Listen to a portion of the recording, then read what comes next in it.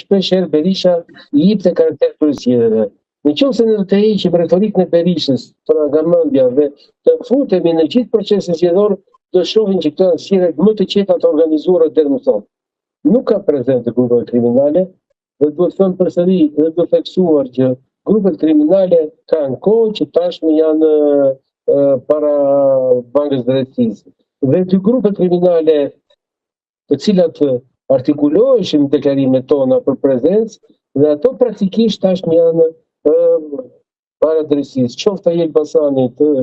me Çelën, qoftë edhe ky I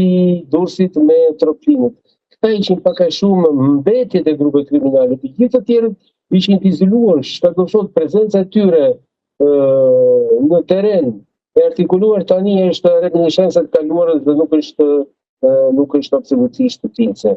Kështu që mund të themi që në planin e zgjedhjeve Parlamenti Evropian, pra Komisioni Politikës së Jashtme e Parlamentit Evropian, me një votim 51 antar pro dhe 11 kundër ca abstenime, vërteton që përfundimisht në mbështetje të rezolutës paraprake, pra të raportit paraprak të OSBE-ut, Evropa përfundimisht I ka njojtë këto zgjedhje dhe I certifikon këto zgjedhje duke goditur atë tezë e cila tashmë po e çorienton Partinë Demokratike në fund, në kuadër të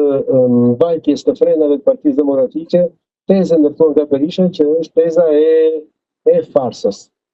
Edhe njerë zyrtarisht, kemi raportin OSBE-dir që e saktë të vërtet, por nuk u pranua nga Sali Berisha, e sa Departamenti I Shtetit, dhe u shpreh shumë qartë Departamenti I Shtetit, që I njeh procesin e zgjedhjeve dhe falenderon popullin shqiptar, tashmë zyrtarisht po e jep edhe Komisioni I Politikës së Jashtme të Bashkimit Evropian, të gjitha këto certifikojnë këto zgjedhje me problematike që kanë dhe udhëzimet e mëtejshme, dhe kemi parasysh që ky raport ka disa probleme që janë vërtet serioze në Shqipëri. Problemi I parë është problemi me mediat. Pra, në terrenin shqiptar operojnë media në eter, dhe kanë parasysh në rrjetet sociale, të cilat kanë pyetje të madhe në mënyrën e financimit dhe orientimit të tyre, sepse në raport në disa pika përmendet posaçërisht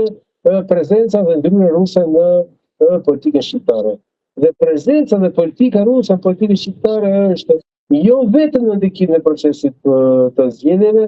por në mënyrë posaçme në minimin e antarësimit të Shqipërisë në Bashkimin Evropian. Zoti Meçe, jepni dot një rast te kjo për ta bërë më thjesht për publikun, si mundet ose si ka ndërhyr ose si mundet ndërhyr te kjo pjesë, pra depërtimi I influencës ruse.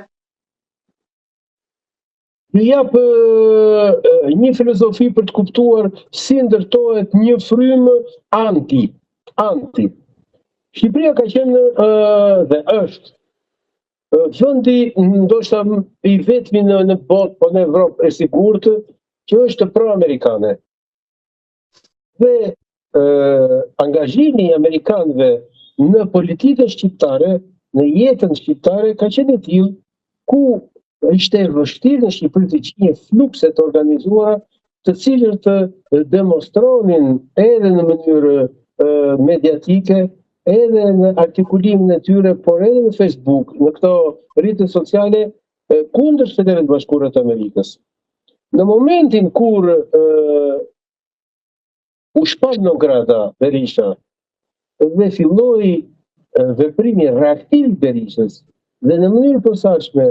me tezën e luftës kundër Sorosit, në Shqipëri, në media shqiptare filluan të transmetohen